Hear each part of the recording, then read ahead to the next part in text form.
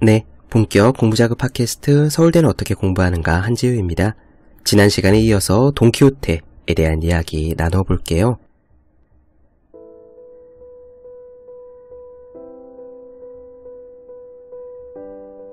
이번 편에서는 돈키호테의 서문을 조금 살펴봄으로써 세르반테스가 얼마나 재치 있는 사람인지 엿볼 수 있겠다라고 말씀드렸습니다. 책의 역사, 지난 시간에 말씀을 드렸듯 당시에 인쇄된 책에는 맨 첫 페이지에 권두사파가 있고 길고 긴 광고에 다름없는 제목이 붙어있고 그 다음 페이지에 작가의 초상화도 붙어있고 그 뒤에 가격표니 치커장이니 헌사니 서문이니 추천사니 이런 것들이 너절너절 붙어있다고 말씀을 드렸어요. 요즘도 사실 비슷합니다. 제목은 임팩트 있게 찍긴 하지만 책의 표지 혹은 띠지 내지는 안쪽에 보면은 추천사도 있고 안쪽에 보면은 유명한 사람들의 추천사 혹은 알라딘 예스24 아이디가 적혀있는 누구누구 독자의 독자 의견 혹은 방송국 무슨 프로그램, 드라마, 영화에서 소개된 책 이런 문구들이 막 바글바글 들어있잖아요. 돈키호테 때도 마찬가지였습니다. 그 안에 추천사, 서문 이런 것들이 빼곡히 들어있어서 책을 집는 사람으로 하여금 이 책이 얼마나 인기 있는 책인지 그리고 명망 있는 사람들이 이 책을 얼마나 즐겨 읽었는지를 간접적으로 알 수 있게 그렇게 만든 거였어요. 세르반테스도 이 책의 서문을 쓰면서 고민을 합니다. 서문을 도대체 어떻게 써야 할지, 고매한 소네트 혹은 경구를 붙여야 되는데 그것들을 어떻게 붙일지, 또 유명한 사람들로부터 추천사를 받아서 이 안에 끼워 넣어야 되는데 도대체 어떻게 해야 되는지 고민을 합니다. 그 고민의 내용이 이 서문에 들어있어요. 굉장히 파격적인 서문입니다. 지금으로부터 한 400년쯤 전 얼마나 엄숙했던 시대였습니까? 그 시대에 쓴 장편 소설책의 서문의 내용. 요즘 출판되는 책의 서문도 이런 식으로 쓴 거는 많지 않을 거예요. 한번 읽어보겠습니다. 서문의 일부 내용인데요. 이런 식으로 세르반테스가 고민을 합니다. 나는 책의 서두에 을의 치장으로 덧붙이곤 하는 소네트나 경구나 찬가에 길고 긴 나열이나 서론을 없애고 아무 치장 없이 벌거숭이로 독자에게 내놓고 싶었다. 솔직히 얘기하자면 이 책을 지어내는데 이 돈키호테를 쓰는데 굉장히 고생을 하였지만 지금 그대가 읽고 있는 이 서론을 만들어내는 것보다는 훨씬 쉬웠다. 서론을 쓰려고 펜을 들었다가 무얼 써야 할지 몰라 펜을 내동댕이 친 적이 한두 번이 아니었다. 한 번은 종이를 앞에 놓고 펜을 귀에 꽂고 팔꿈치를 책상에 괴고 손은 뺨에다 받치고 무얼 쓸까 하고 속을 썩이고 있는데 뜻밖에도 아주 쾌활하고 똑똑한 친구가 찾아와서 깊은 생각에 잠겨있는 나를 보고 그 이유를 물었다. 나는 터놓고 돈키호테의 이야기에 붙일 서론을 구상 중인데 서론은 고사하고 그 귀하신 기사님의 무용담조차도 출판하지 말아버릴까도 생각 중이라고 했다. 그러자 그 친구가 끝까지 나의 고민을 듣고 나더니 이마를 탁 치고 폭소를 터뜨리며 다음과 같이 말했다. 나는 늘 자네가 모든 행동에 있어서 분별이 있고 사려 깊은 줄로 오해했지 무언가. 그런데 이제 보니 하늘이 땅에서 먼 것처럼 자네 똑똑한 것과는 거리가 아주 멀군 그래. 아니, 그런 쉽게 처리할 수 있는 사소한 일 때문에 훨씬 더 큰 난관이라도 돌파하여 짓눌러버릴 수도 있는 숙달된 지성의 소유자가 당황하고 근심을 하고 있는 것 아닌가? 도대체 어찌된 일인가? 서론을 쓰고 추천사를 붙이는 것은 아무 일도 아니라네. 어디 한번 보지. 자네 첫 번째 난관은 저명하고 지체 높은 인사들이 쓴 서두에 붙일 소네트와 경구와 찬가가 없다는 것인데 그건 자네가 약간 수고를 해서 직접 쓰면 될 일이네. 이를테면 인도의 사제 요한 혹은 트레비존드 황제가 지었다 이런 식으로 하란 말이야. 이야기 속에 등장하는 인용문과 경구의 출전이나 저자를 책의 여백에 밝히는 문제는 이런 식으로 하면 돼. 즉 자네가 잘 외고 있던가 별로 힘들이지 않고 찾아낼 수 있는 좋은 문구나 단편적인 라틴어 문구만 써넣으라 이 말이야.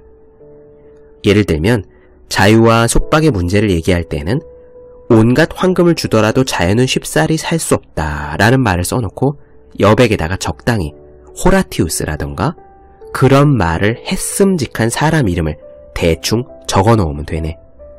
그리고 죽음에 대해 쓸 때에는 이를테면 창백한 죽음은 가난한 자의 오막살이와 임금의 첨탑을 똑같은 발로 걷어찬다 라는 말을 인용하면 되지. 이런 식으로 대충 라틴 말 부스러기를 이용하면 자네는 제법 학자인 척 행세할 수도 있어. 이번에는 책 끝에 주석을 붙이는 방법을 생각해보세. 예를 들어 책에서 어떤 거인 얘기를 꺼냈을 때에는 그 거인이 그냥 골리앗이라고만 하게. 그러면 별로 힘들이지 않고 굉장한 주석을 붙일 수 있지. 어째서 그런가 하면 골리앗이라는 거인은 블레셋의 사람이었는데 목자 다윗이 느티나무 골짜기에서 돌파매질로 그를 죽임, 열왕기 제 몇 장에 적혀있음, 이런 식으로 그럴듯하게 쓸 수 있으니까 말일세. 그 다음엔 자네가 문학과 우주 천문학의 조예가 깊다는 것을 보이기 위해 자네 이야기에다가 타호강 얘기를 집어넣도록 꾸미게. 그렇게 하면 단박에 또 하나의 유명한 주석이 생기거든.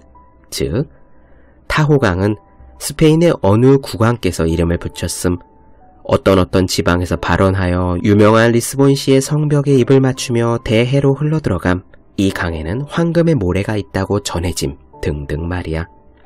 이런 식의 주석은 자네에게 커다란 명성을 갖다 줄 걸세. 무당과 요술을 부리는 여자 이야기라면 호메로스에서 칼립소를 가져오고 베르길리우스에서 키르케를 가져오고, 용감한 장군 이야기가 필요하다면 율리우스 케이사르가 지은 갈리아 정기에서 케이사르를 빌려오면 된다네. 플루타르크에 보면 수천 명의 알렉산더 대왕이 있지. 이런 식으로 마구마구 빌려오면 맹세코 책의 여백을 가득 채우고 책 뒤에 주석도 가득 채울 수 있다네. 자, 이번에는 다른 책에는 있는데 자네 책에는 없다는 많은 저자들의 인용 목록에 대한 문제를 이야기하세. 그 방법 역시 아주 간단하지. 자네 말 맞다나 A에서 Z까지 알파벳 순서로 저자 이름을 쭉 인용한 책만 구하면 된다네. 그 알파벳 순서를 그대로 자네 책에다가 집어넣으란 말이야. 자네가 이것들을 인용해야 하는 조그마한 필요성 때문에 자네의 속임수가 빤히 들여다보이게 된다 할지라도 별로 상관할 것 없어. 자네가 그 저자들을 따르고 있는지 아닌지 조사하려고 하는 사람은 없을 거야. 그렇게 한다고 해서 이득이 있는 것은 아닐 테니까 말일세. 더군다나 내가 자네를 옳게 보고 있다면 자네 책은 기사담을 공격하는 책이니까 걱정할 필요가 없지.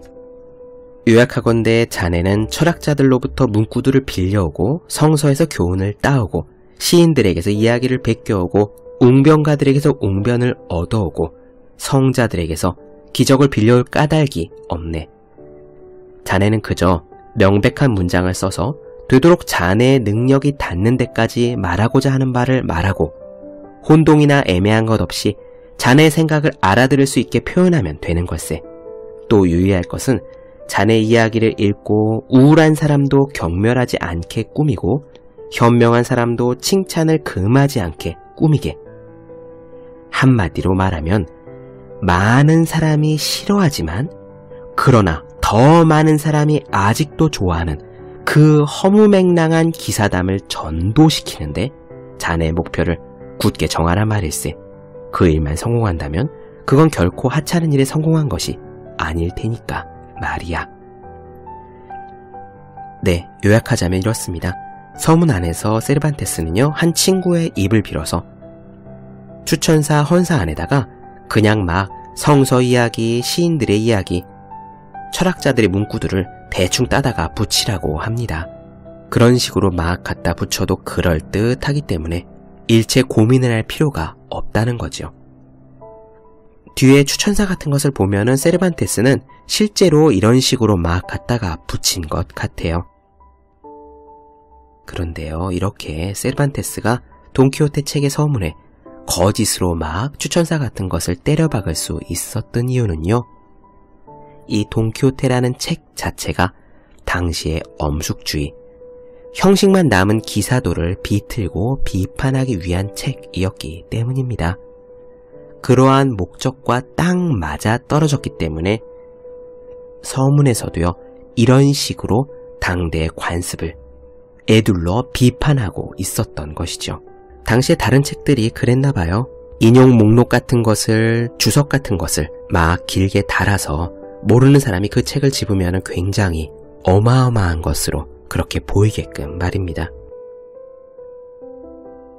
만약에 여러분들께서 글을 쓰시던 책을 쓰시던 혹은 리포트나 보고서를 쓰실 때도요, 만약에 그 글을 쓰는 목적이 기존에 있는 것 그리고 현실에 있는 무언가를 비틀고 비판하려는 목적으로 쓰실 경우에는 세르반테스가 쓴 것 같은 이런 참신한 서문도 생각해 보실 수 있을 것 같습니다.